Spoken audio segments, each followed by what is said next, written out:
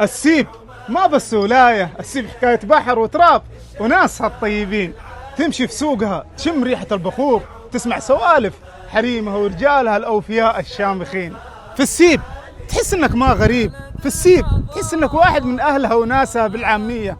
السيب ما تنوصف، السيب تنعاش. في السيب تهمس الامواج بحكايات الزمن الجميل، تتنفس الجدران عبق الطيب والكرم. هي ولاية ما تشبه إلا نفسها، تمزج بين دفء التراث ونبض التطور. أهلها مثل بحرها واسعين الصدر، طيبين المعشر وبابتسامتهم بواب الترحيب. الكل زائر من كل حدب وصوب. في السيب ما تزور المكان فقط، بل تعيش أجمل حكاية. السيب من أكبر ولايات محافظة مسقط اللي هي العاصمة من حيث عدد السكان والمساحة، ويشتهر أهالي السيب بطيبتهم وكرمهم، وأيضا عندهم الحرف التقليدية والزراعة وصيد السمك. والسيب تشتهر بأسواقها التقليدية والمجتمعات الحديثة فيها.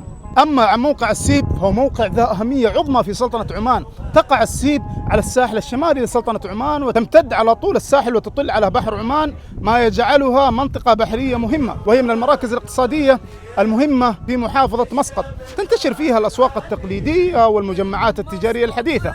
أما عن المعالم والأنشطة، شاطئ السيب هو من أبرز المعالم السياحية والترفيهية، ويمتد لمسافة طويلة، ويستخدم عند الأهالي للسباحة والتنزه. وأما عن الأسواق الشعبية كسوق السيب القديم اللي فيه ريحة الأجداد والناس الطيبين الذي يحتفظ بطابعه التقليدي القديم. وأما عن المزارع في السيب، فتنتشر المزارع التقليدية في السيب خصوصا في المناطق الداخلية منها. وأما عن التعليم، فهي صرح من صروح سلطنة عمان، تضم عددا كبيرا من المدارس الحكومية والخاصة، بالإضافة إلى المؤسسات التعليمية عليا.